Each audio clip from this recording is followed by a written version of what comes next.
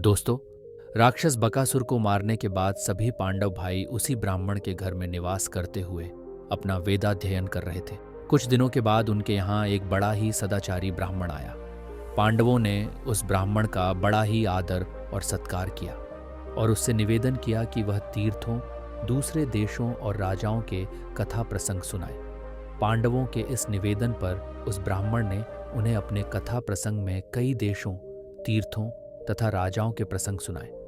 फिर अंत में उस ब्राह्मण ने राजा द्रुपद की कथा छेड़ दी, जिसमें उन्होंने पांडवों को यह बताया कि राजा द्रुपद की एक बड़ी ही खूबसूरत कन्या है जिसका नाम द्रौपदी है और राजा द्रुपद जल्द ही अपनी उस पुत्री का स्वयंवर करने वाले हैं। द्रौपदी के बारे में सुनकर पांडव भाइयों के मन में राजा द्रुपद के बारे में और भी बहुत कुछ जानने की इच्छा जाग उठी, क्योंकि उन पांडव भाइयों ने ही अपने गुरु द्रोणाचार्य के आदेश से राजा द्रुपद को युद्ध में हराकर उन्हें बंदी बनाया था।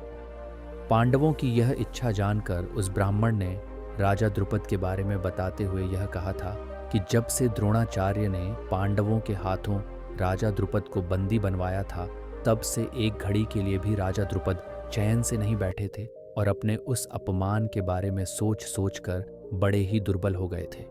राजा द्रुपद द्रोणाचार्य से बदला लेने के लिए कर्मसिद्ध ब्राह्मणों की खोज में एक आश्रम से दूसरे आश्रम घूमने लगे थे।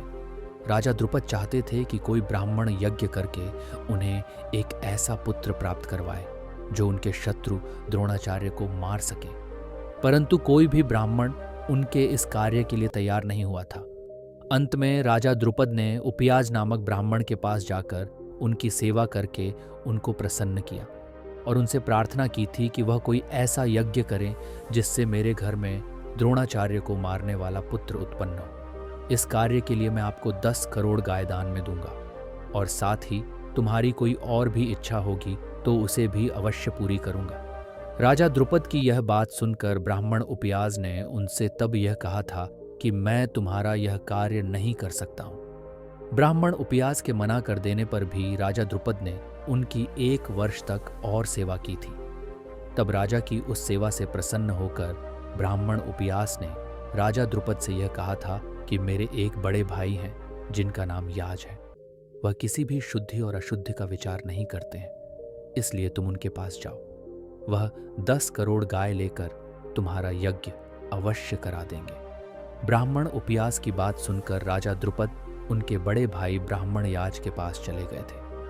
ब्राह्मण याज ने द्रुपद की पूरी बात सुनकर उनके लिए यज्ञ करना स्वीकार कर लिया था। ब्राह्मण याज ने जब राजा द्रुपद लिए यज्ञ कराया तो उसी यज्ञ की अग्निकुंड से एक दिव्य कुमार प्रकट हुआ था, जिसके सर पर मुकुट, शरीर पर कवच, हाथों में धनुष बाण तथा कमर में तलवार लटकी थी। उस कुमार के जन्म के समय यह आकाशवाणी हुई थी कि इस पुत्र के जन्म से द्रुपद का सारा शोक मिट जाएगा। ये कुमार द्रोण को मारने के लिए ही पैदा हुआ है। उस कुमार की उत्पत्ति होने के बाद उसी यज्ञ कुंड की अग्नि से कुमारी भी प्रकट हुई थी। कन्या की उत्पत्ति के समय भी यह आकाशवाणी हुई थी कि यह कन्या देवताओं का कार्य प्रयोजन सिद्ध करने के लिए तथा क्षत्रियों के संहार के उद्देश्य से उत्पन्न हुई है।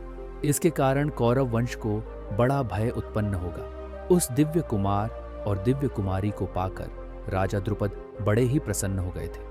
ब्राह्मणों ने जब उस दिव्य कुमार का नामकरण किया तो वे बोले थे कि यह कुमार बड़ा ही धृष्ट यानी कि ढीठ है और साथ ही इसकी उत्पत्ति अग्नि की धोती से हुई है, इसलिए इसका नाम धृष्टद्युम्न होगा और यह कुमारी कृष्ण वर्ण की है, इस कारण इसका नाम कृष्णा होगा। राजा द्रुपद ने अपने पुत्र धृष्टद्युम्न को अस्त्र और शस्त्र की शिक्षा के लिए अपने शत्रु द्रोणाचार्य जी के पास ही भेज दिया था। परम ज्ञानी द्रोणाचार्य जी भी यह बात जानते थे कि इसी धृष्टद्युम्न के हाथों मेरी मृत्यु होनी है।